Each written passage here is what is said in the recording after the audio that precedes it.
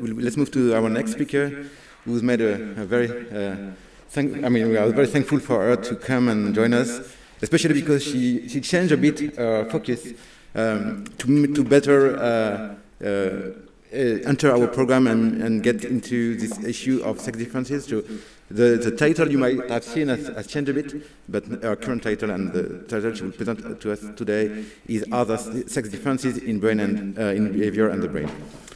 Please welcome Camille Williams, who is a PhD candidate at the École Normale Supérieure de Paris.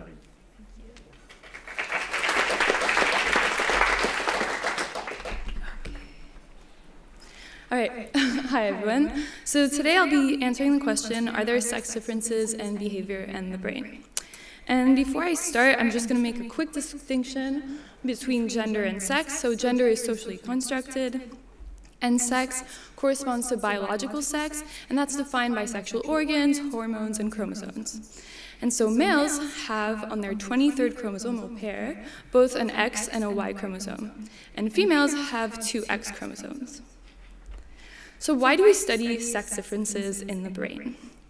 Well, some researchers and people have observed gender differences in behavior, and the idea is that there are both internal and external factors that act together and would influence these gender differences in behavior, and that these internal factors and external factors act on the brain.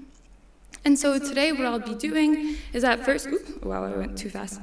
First I'll be talking about internal factors that may explain some sex differences. Then I'll go over to gender differences in behavior. And finally I'll finish on sex differences in the brain. And I'll present more recent evidence that is done on very large-scale studies, because as was said before, a lot of the data has been done on small studies, and because these differences between sexes are really small, you actually need a lot of people to reliably estimate these differences.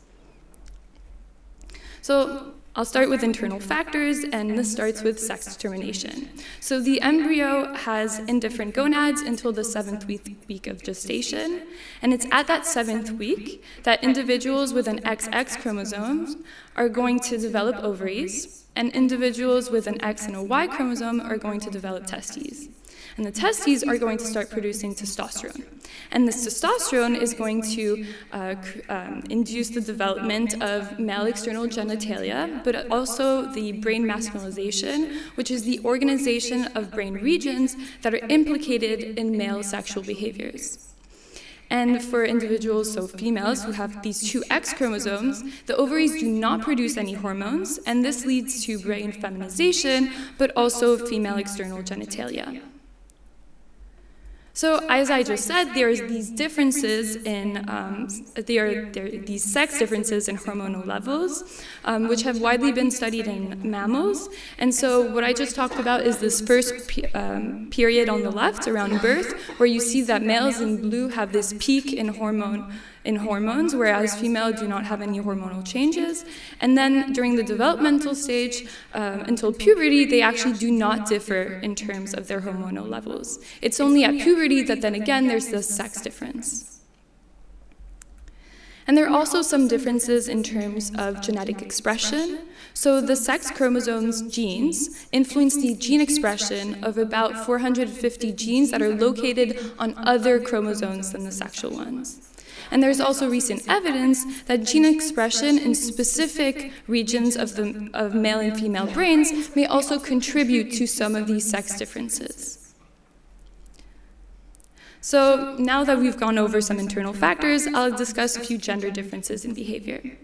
But before I do that, I'm going to give you a little science background and talk about estimating the size of a difference. So I think we can all agree that men, on average, are taller than women, and that this is true around the world.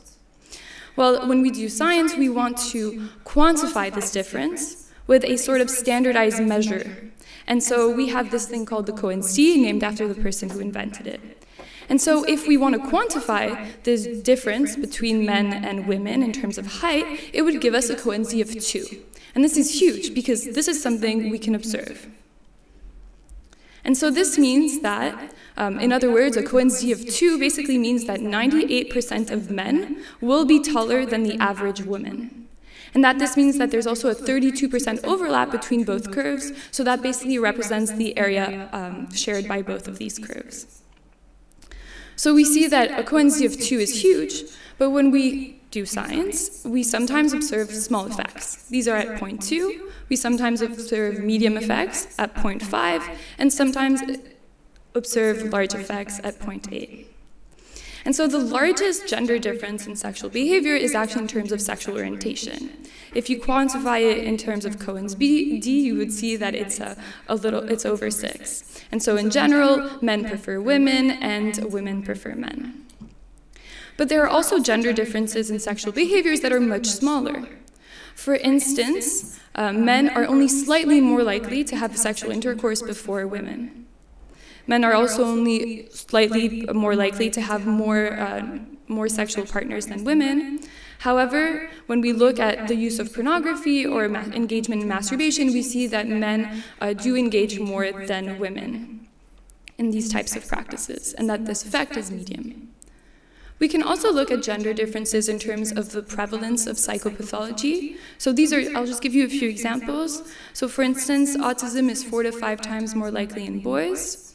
Depression is 2 times more likely in women, and Alzheimer's disease is 1.5 to 2 times more likely in women. So now we can move on to gender differences in cognition. Well, in general, women and men have very similar cognitive abilities. It's only on a few tests where you can observe a gender difference, and these differences can be small to moderate. And the test that shows the largest difference between men and women is the mental rotation task, which basically measures spatial skills. And so, in general, men, on average, perform better than women when they're asked to mentally rotate a 3D object. And there's some studies that have been done since and show that actually these results can vary depending on the parameters of the test. In terms of gender differences that seem to show a female advantage, there's a test called the verbal fluency test, where you're given a letter and you must cite as many words that start with the same letter. And we see a slight female advantage, and we also see that on verbal performance across children, girls tend to perform better than boys.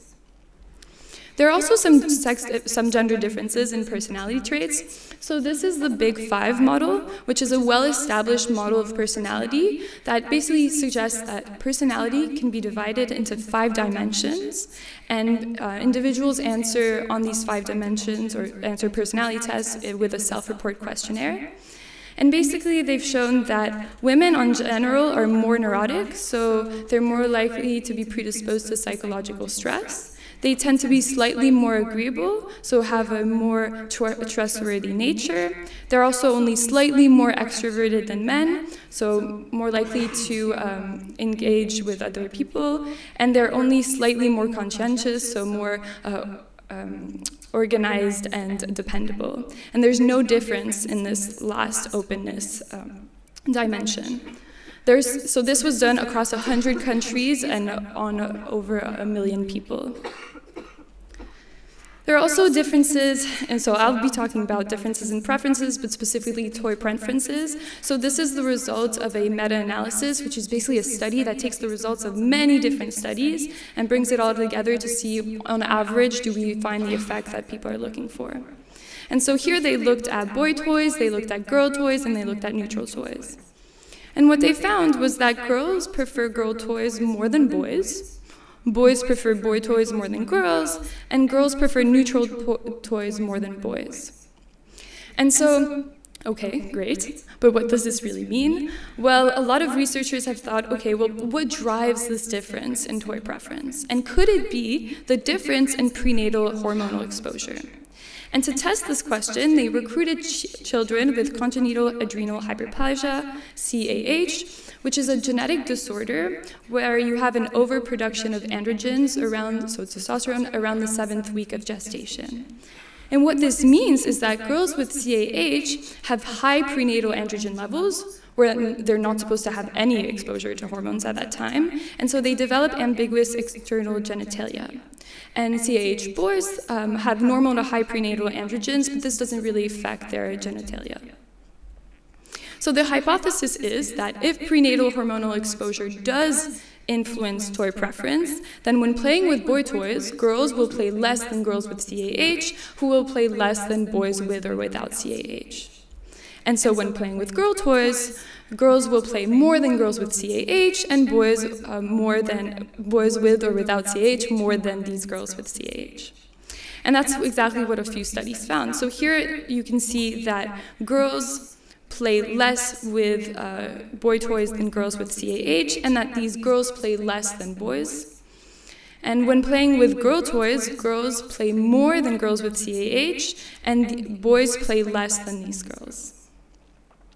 So what we have here is some evidence that prenatal androgen exposure could influence toy preference, and this has been highly replicated. But it's true that maybe girls with CAH could prefer boy toys just because they're treated like boys. Well, actually, some studies suggest that girls with CAH are more encouraged to play with girl toys than girls without CAH. And so this does support that adrenal androgen exposure could influence these toy preferences. But it's also important to note that girls with CAH play less with boys' toys than boys. And so this means that there's definitely some type of social influence. The prenatal androgens can't completely explain why we have these toy preferences. So now I'll move on to sex differences in the brain. So here you have a coronal slice of the brain. And so we have white matter, which represents the axon in a neuron. And we have these gray matter regions, which represent the cell bodies and the dendrites, and these are the parts that are connected to other neurons. And so what we do in my team, and what many other teams do as well, is that they're trying to quantify this and measure this gray matter. And so you can use several measures. You can look at gray matter volume, thicknesses, and surface area. So during my PhD, I actually used data from the UK Biobank, where we had a very large data set with over 40,000 individuals. And we were interested in the factors that influence gray matter volumes, thicknesses, and surface areas. And so we looked at total brain volume, we looked at sex, and we looked at age. And so today I'll just discuss the sex results. So we asked ourselves, are there sex differences in total brain volume after controlling for differences in height? So basically, once you control for the fact that women and men don't have the same height, does your total brain volume differ? And so we found that it was the case, and the effect was, it was almost large. So then we asked ourselves, okay, well, are there sex differences after adjusting for total brain volume? So at equal total brain volume, do we see sex differences within specific regions of the brain? And we found that this was the case in 67% of the regions that we looked at. And we can see that there are some regions in blue that are greater than in males than females, but some regions in purple that are greater in females than males. And in general, we found a median small effect size. So again, these differences aren't large. And what we can also observe from this data is that we don't get too clear. We have this one unimodal distribution instead of having these two different curves. And so what we get is that there's no female or specific male brain. We also finally looked at brain asymmetries, which is basically when you look at whether a region in the left hemisphere, for instance, is bigger than a region in the right hemisphere. And we saw that there were sex differences in this as well. So there's also different ways to study the brain. You can look at white matter tracts and microstructures, so the connections between these gray matter regions that I was talking about. And you see that there are some sex differences also. There's also some sex differences that have been reported in functional activity at rest. So when I talk about rest, it's basically when the individuals in the scanner are not doing a task. And so they use fMRI techniques where you measure where the blood is going in the brain, and some regions are going to get more blood, and so more oxygen, and so are more activated. And so their questions are, what are the regions that are simultaneously activated at rest, and are there sex differences between these regions? And several studies have shown that there are some differences. For the sake of time, I can't go over a few of them. And finally, there are also researchers that are interested in the cellular level and, for instance, have reported sex differences in hippocampal neurogenesis, so the generation of new neurons. Other researchers have looked at microglia, which are basically your immune cells in your brain, and found sex differences there as well. So I've gone over internal factors, some gender differences in behavior, and some sex differences in the brain. For now, we really don't have enough large-scale human studies to reliably understand what these sex differences in the brain mean, and to what extent do they relate to the gender differences that we observe that I've described so far. And so this is because what we really need is more interdisciplinary research. We need to combine data that looks at internal factors, but also external factors, and more data in the brain with more participants, because we also see that these differences are really small. And so this is especially important when you're trying to understand sex differences on the onset, prevalence, and manifestations of disorders. And for instance, if you look at stress-related disorders, you can see that 2/3 of patients with stress-related disorders are women, and 2/3 of suicide completers are men. And so it's extremely important to understand the sex differences from a biological sense if we're trying to develop drug therapies and personalized medicine, but it's also crucial to understand the social and environmental factors that may have different effects between sexes if we're trying to put into place behavioral interventions, recommendations, or public policies. So in conclusion, we've seen that there are biological differences between sexes, that gender differences in behavior can vary from small to large, and that in terms of cognitive abilities, men and women are more similar than different, and gender differences in cognitive abilities should not be used to advocate for gender differences in status or occupation. Sex differences in the brain are generally small, and there's no female versus male brain. What you have are small sex differences, and we still really don't know what they exactly mean. Finally, so sex differences in behavior are due to biological, environmental, and social factors, and how these factors interact with cerebral factors and influence behaviors are unknown, and this is also because the associations are so complex that we need a lot more interdisciplinary research, and it's even more complex because they appear to vary by behavior. Thank you.